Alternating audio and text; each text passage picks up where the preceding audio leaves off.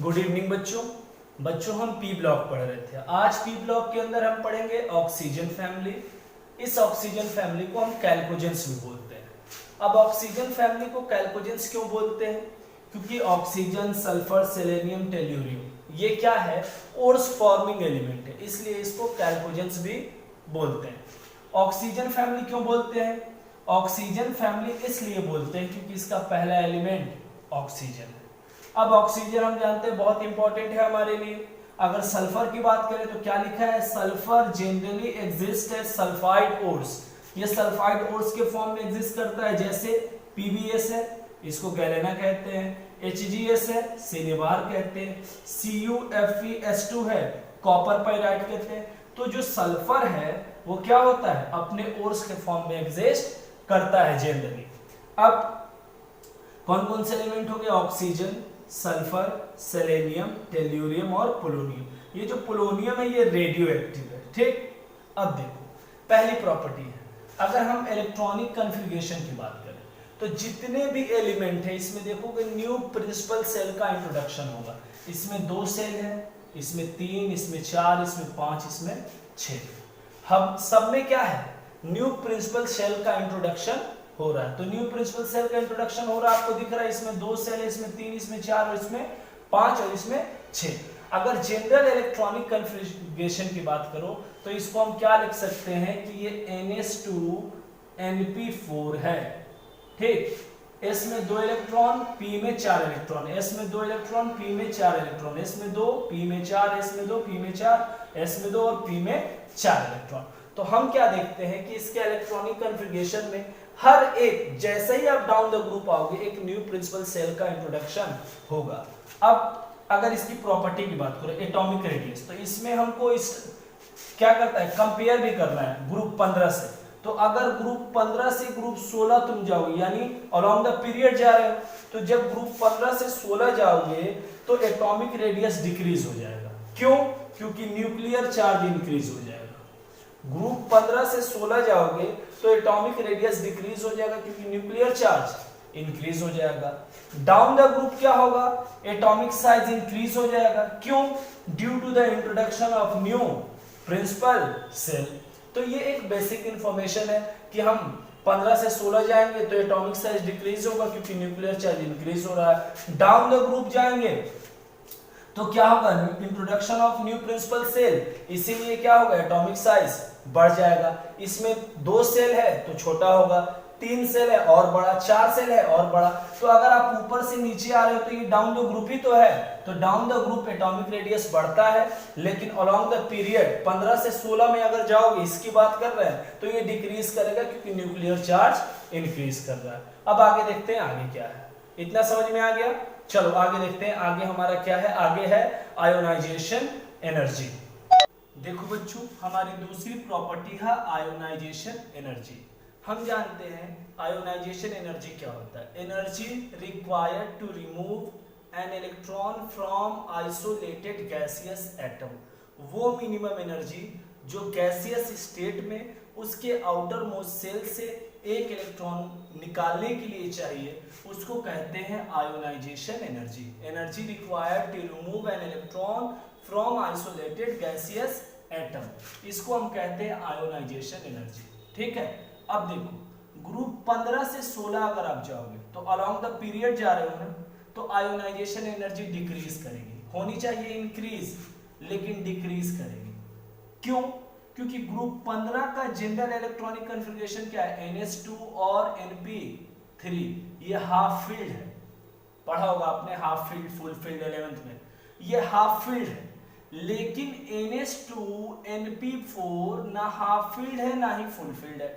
ये half field तो है और ये वाला ना हाफ फील्ड है ना फुल फील्ड है। तो हमने पढ़ा था कि या हाफ फील्ड या फुल फील्ड ज्यादा स्टेबल होता है, इसीलिए ज्यादा स्टेबल है तो आयोनाइजेशन एनर्जी क्या होगी?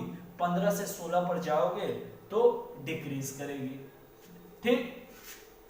Down the group ionisation energy decreases due to increase in size.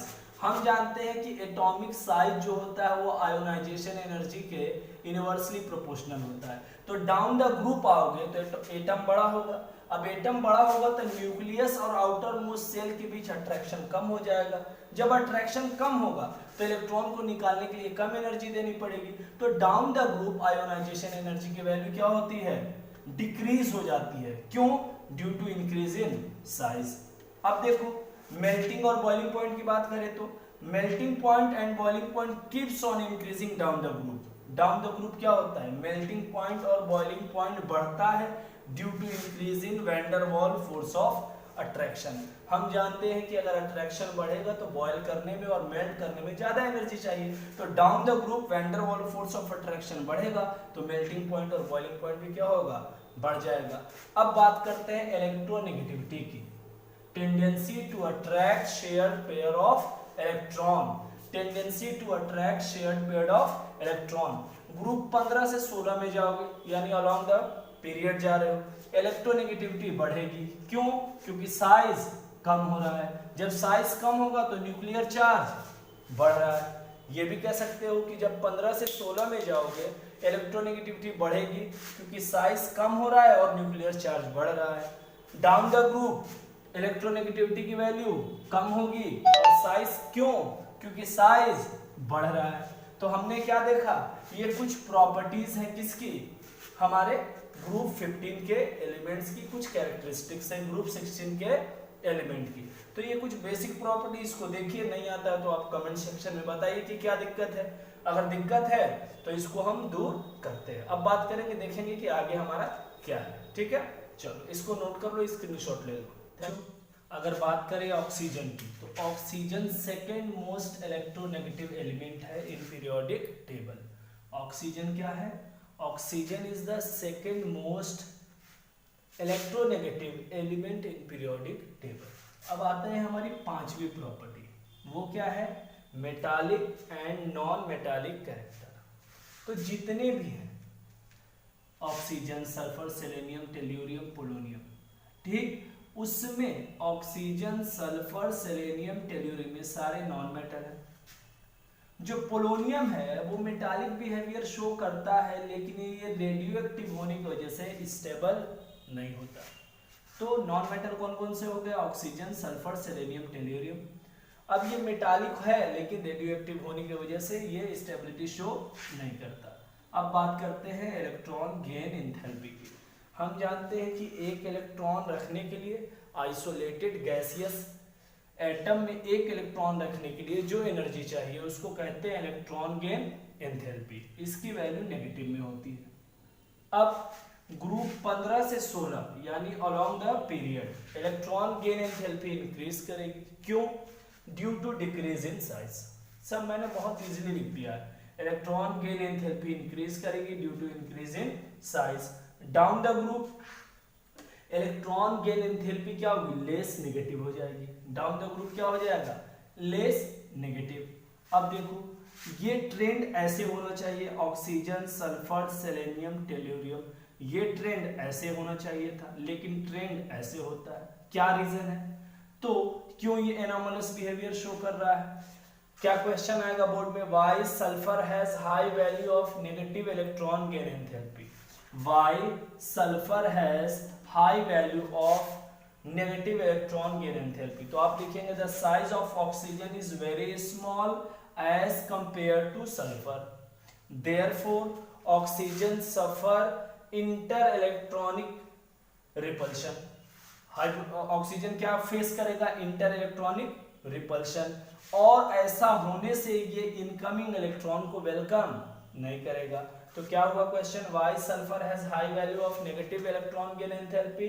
तो हम बोलेंगे the size of oxygen is very small as compare to the sulphur, therefore oxygen suffer inter electronic repulsion, और ऐसा होने की वजह से जो ऑक्सीजन है वो इनकमिंग इलेक्ट्रॉन को वेलकम नहीं करता। तो पी ब्लॉक का हमने आज ग्रुप 16 शुरू किया, ये ग्रुप 16 का एक इंट्रोडक्शन है। आगे वाले इनकमिंग लेक्चर में हम बात करेंगे इसको डिटेल में। कल से आपको सारे लेक्चर डेली मिलेंगे। नोट्स अगर आप बनाना चाहते हैं तो आप स्क्रीनशॉट ले लेंगे। सारे लेक्चर आपको कल से डेली मिलेंगे। ठीक है, थैंक यू सो मच।